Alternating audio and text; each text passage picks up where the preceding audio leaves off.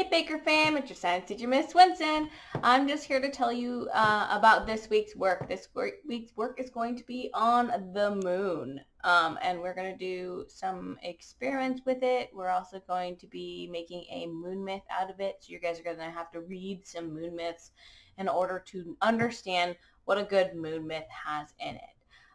So to get you started on creating your own moon myth, you have to know a little bit about the moon. So let's get started on that. So remember how I said the sun was this big, massive thing in our universe, in our solar system? Well, the moon is a smaller mass, a lot smaller. And like I said, today's week is all about the moon. So let's start off with this idea of force, right?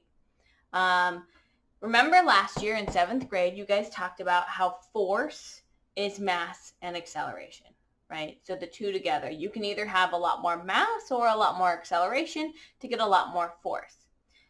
If you are in outer space, right, just like we are, just like the Earth is, just like the moon is, just like the sun is, you have mass. You have some sort of force. We're moving in space and we have some sort of force.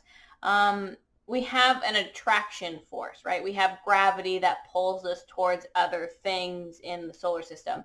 Assuming you are within that object's force field in the solar system.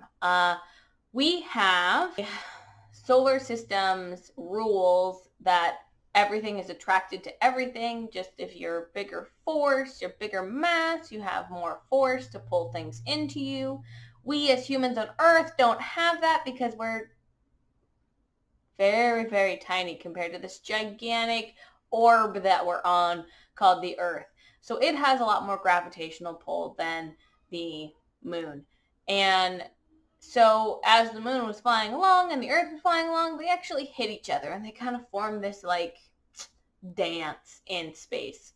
And so we ended up with Earth ended up with a large portion of the mass. And we have a little bit of a gravitational pull to pull this moon into us, right? We're just strong enough to keep that with us. And like it shows, sometimes if you're a big enough mass, you pick up pet rocks. Our pet rock is called the moon, right? Because we picked up that pet rock on the way because we're massive enough. A few things about the moon. The moon has no or little to no atmosphere because it is a mass in the solar system.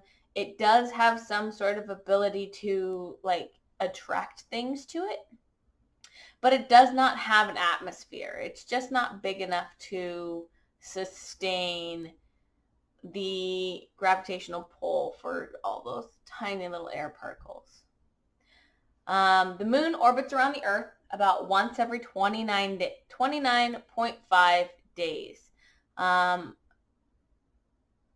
Some people say 28 days, but 28 days is because that's how long it takes to return to a similar phase. So it takes about 28 days, right? 7 days to go to the next phase, to the next phase, to the next phase. Full phase, not quarters,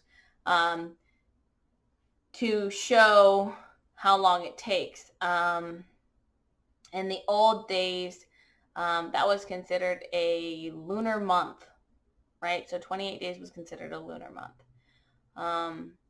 And the moon's rotation, right? And so I'll show you this in a sec. Again, you'll see this next week. This is for my seasons. This is my Earth that I made for seasons. It's just a golf ball on the end of this. And I'm going to ask you to make something like this as well in the next segment. This is our moon. So our moon turns like this. But the moon turns in synchronous rotation, which means it moves and turns the same speed that it takes it to do a full rotation around 29.5 days. This means that as it is spinning all the way around, we only see one side of the moon. We only have one face that we see here on Earth. Obviously, with the satellites that we've sent out, we can actually see the dark side, the back side of the moon. But that being said, us down on Earth, we can only see one face of the moon, one side of the moon. And that side of the moon has a lot of different phases. All right, so like I said, you guys are going to be making, hopefully you guys make one of these. This is a really fun experiment that we would usually do in the classroom, but we have to make do. You can use anything for the top: grapes, oranges, grapefruits, grapefruits, and or you can use just about anything. So I used a skewer, like a barbecue skewer.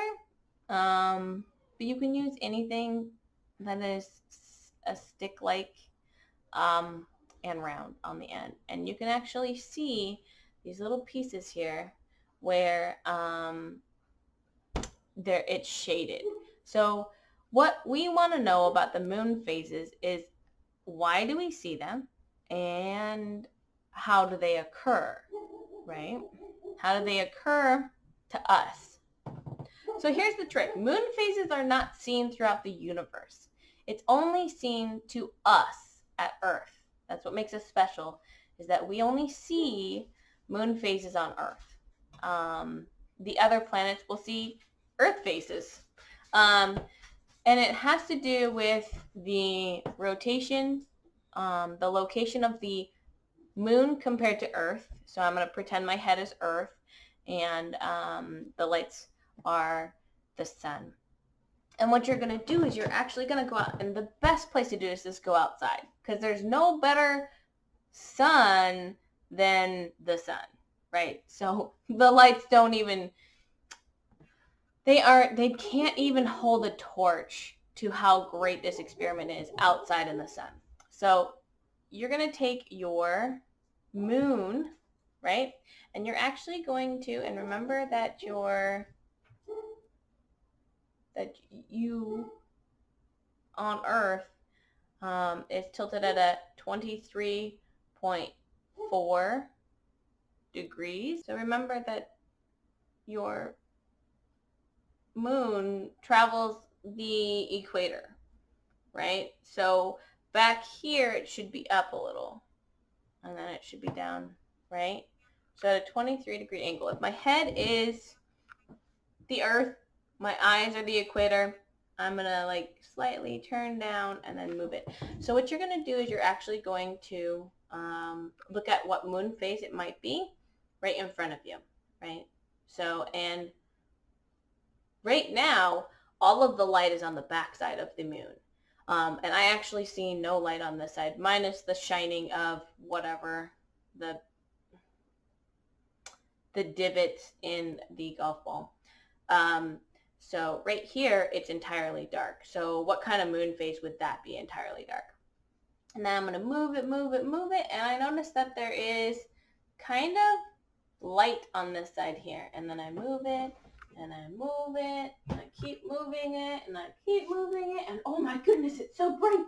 And then I just keep moving it around and see if I can't identify the types of moon phases in the on our Earth.